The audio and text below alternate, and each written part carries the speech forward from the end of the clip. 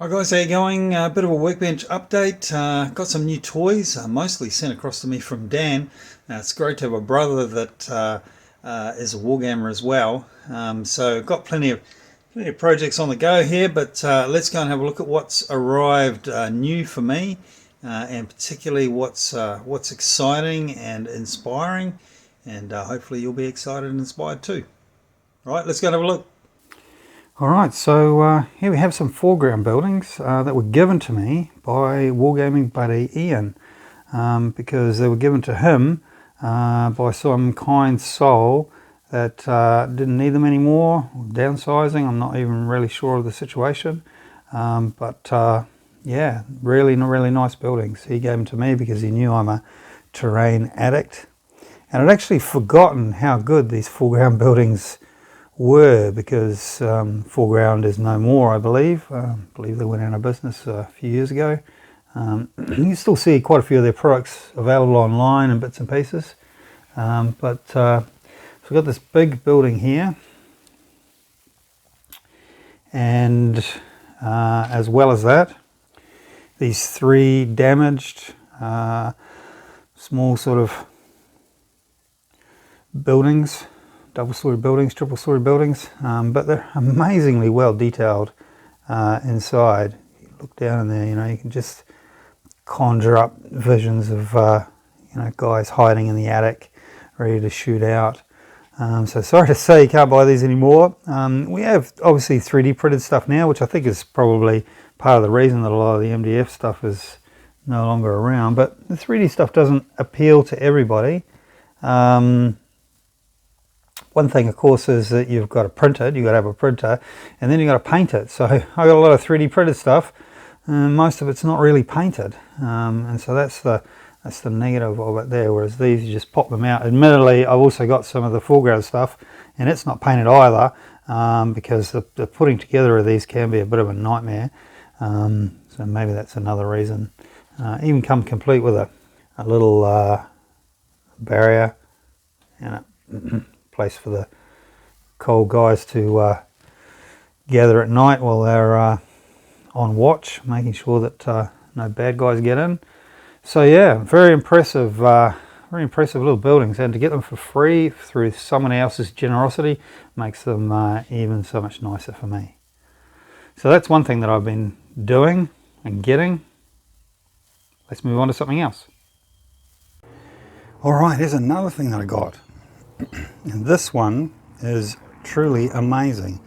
Wargames Atlantic sent Dan and I both a box of BEF plastic sprues. And I am so excited about this after seeing Dan's efforts with the guys that he's made up and assembled. I'm looking forward to how they paint up. You can see those up here, hopefully, if I can link the video. So I am so looking forward to a new army out of these guys. So brand new box of sprues. Nothing like, I love the smell of new sprues in the morning. Trials and tribulations of doing a handheld video by yourself with one hand. I'm sure you forgive me for that. Oh my gosh, new plastic. Oh, I'm so looking forward to getting some new guys out. Just a totally new, a new concept, new guys. What am I going to make? How am I going to make them? What am I going to style them on? I'm going to make some Dad's Army guys, because I've been watching that. I'm just going to have standard BEF. How am I going to get them all off the beach at Dunkirk? It's going to be great. So thank you so much, Wargames Atlantic, for sending us that. We shall paint them up and display them proudly so that everybody can see what fantastic plastics you make. Alright, moving on to something else. So as well as that, I got a care pack from Dan. Sent me over a whole bunch of minis, which I have removed the mold lines, cleaned up, and got ready to go in most cases. So I'll take you through them. This is the special edition Desmond Doss from the movie Hacksaw Ridge, or from real life as depicted in the movie Hacksaw Ridge. And so there he is, too cowardly to be a Marine apparently. There he is in the thick of the battle, dragging men one after another to safety in his work as a medic. So really nice miniature with that. And I've really made an effort to change my basing for my Pacific guys. I haven't as yet. Well, this is my first Pacific guy, and I'm planning to have a big Marines force when the time comes. But what I've tried to do is I've gone for a slightly different rock formation and some sort of sharp rocks like broken coral type of thing with sand in between. So yeah, we'll see how that paints up. But I'm pretty happy with how things going so far. As you'll see with all of my minis, what I tend to do is I base them up. So I base them on my special Valhalla Games 3D printed bases with a washer in there for weight and also for magnetic storing and transporting. And so I'll do another video. I'll do a video on those at some point as well. But yeah, that's my current basing method. I'm very, very happy with it as well. Well, while we're on this guy here, so for those of you who are of a certain age, you will know the TV show Hogan's Heroes. And this is Schultz from Hogan's Heroes. I see nothing, or something like that. And then this is the, nope, no, not that one, Colonel Clink. And I love the way that his head's tilted there on the side. See if I can zoom in a little bit more. Okay. Using a different camera to see how that works today. So his head's tilted to the side, and he's got the riding crop or whatever it is underneath his arm. Love that. And I even mounted him off center on the base because he's such a quirky, weird character and a great character as well. And then there's Hogan. So fantastic pose. It's been captured there by the sculptor. And those three guys are from Stoessi's Heroes, which is a sculptor in the UK, I believe, and fantastic sculpts from them. They do a whole range of different models of different, only picking the heroes. So if you're wanting to get those special edition miniatures, they're a fantastic place to get them. While on that subject, another fantastic miniature that I got from the same manufacturer is Major Urquhart, is it? Major General Urquhart even, from A Bridge Too Far, played by Sean Connery, one of my favourite characters in one of my favourite films. Yeah, really, really nice sculpt, and all of those were fantastically well done. No mould lines or problems. With this one, I just had to put a little bit of plastic putty in the arm when I glued it on. So yeah, really happy with that guy. A couple of other bits and pieces that my brother sent over, like Christmas. So this is Cappy the Devil Dog, which I absolutely love this character. I know others don't necessarily like it. When he came out as a special miniature, there was a few detractors, but yeah, I reckon it's great. Caricaturized version of one crazy dog, and again, that's the second of my Marine Force. Dan's doing the Japs, and I am doing the Marines. So Dan sent me this one too. I'm not sure where this, how he came to have this, but he knew that I was doing SS Army, so he sent it over to me. So this is the Warlord Games SS Army guy with firing a Panzerfaust. So the Panzerfaust at the very front there, and then trailing back with the the fire and exhaust fumes from that. So I put this one because it's a sort of a special miniature. I don't think you'd use it all the time because might be a little bit breakable. So I put it on a 40mm base just to make it a real, real centerpiece, and make up a nice little base diorama. as well as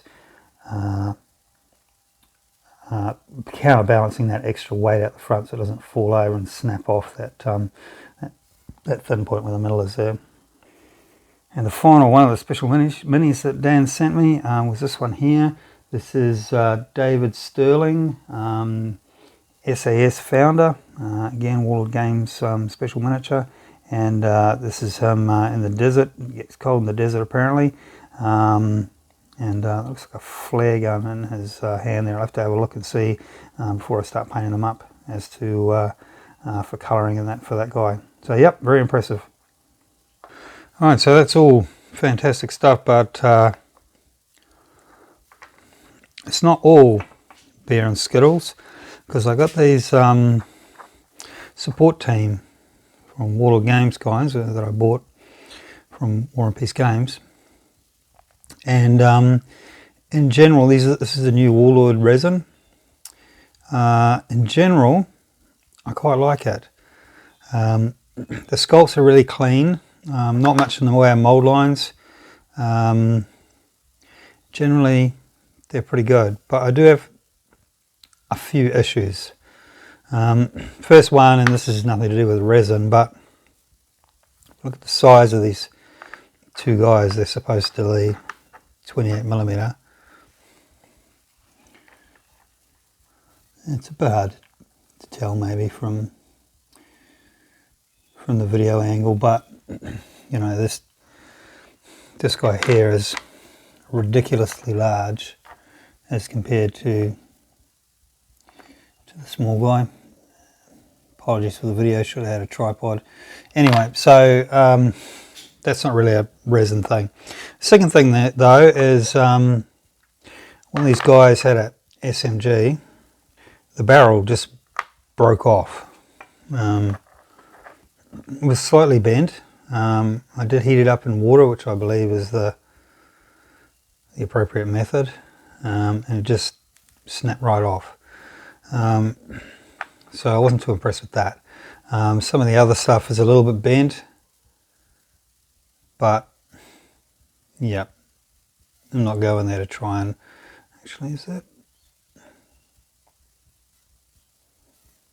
the barrel broken off too? Impressive, didn't even know that. So so there's that. Then this guy here, because he's so huge, I mean just ginormous compared to some of the other guys. A child. I cut with my cutters, cut off the base in order to glue him directly onto the base and have him just be a little bit shorter, not so ridiculously large. And then his leg broke off during that process, so it's definitely not soft plastic, because that wouldn't happen with soft plastic.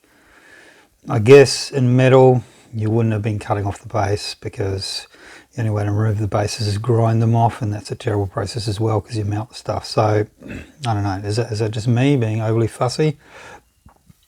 But anyway, broken leg, broken gun, missing barrel. Worse than all that though is this guy here. Now I'm going to try and show you the problem, but I've also got some stills, so I'll cut to the stills in a minute. Now this guy had a couple of mold lines across the top of his hat, so I used my usual method to remove the mold lines, which is just a small craft knife, scalpel essentially, and instead of coming off cleanly, it was sort of balling up and I don't know, just creating really rough areas. And I'd scrape it a little bit more and it'd get rougher, and I'd scrape it a little bit more and I'd get it rougher. So the more I did, the worse it got. And I've got close-ups of the helmet in the face, because what happened was it just ended up being sort of, I don't know, plasticky kind of hanging off the back, and I couldn't do anything about it. And there was, at one point, it was actually peeling, which again in the photos, peeling like a second layer of resin, almost as if it had been molded and then it had a second layer of mold on there. So all in all, my first experience with the Warlord resins, maybe I got a bad batch, but yeah, very unimpressed. Broken stuff, bent stuff, can't clean it properly. Now, I spoke to someone about it and said, oh, what do you think about this? And they said, oh, okay, your problem is you need to be using the proper mold line remover, like from Warlord Games or other manufacturers have them as well. So I went and bought one of those, and that was worse than using the scalpel. So I don't know if anybody's got any hints, let me know in the comments below. But yeah, my experience so far has been pretty unimpressive. All right, so I guess just to finish off on a good note, there's a few more Soviet tank riders to add to the 100 million that I have already, and then this is maybe one of the last Warlord Games medal packs, which is the Soviet Scouts, because you always need more Soviets, and these guys are just beautiful. Look at that guy there with the knife, and he's just going shh, I'm about to go and stab someone. All right, well, on that cheery thought, that's some booty from me. Time to get painting. I haven't done a lot for the last little while, been busy with work, so looking forward to getting these guys finished priming and up and ready to go, and maybe playing a game or two. My new old foreground terrain. Thanks very much, guys. I hope you're all doing plenty of hobby. Hope you're having plenty of games of bolt action. Just because version 3 is coming, certainly at the time when this video launches, doesn't mean you can't still enjoy what is a fantastic game. So I'm going to get painting, get playing, and as well as that, I'm looking forward to version 3 too. All right, talk to you all soon. Bye now.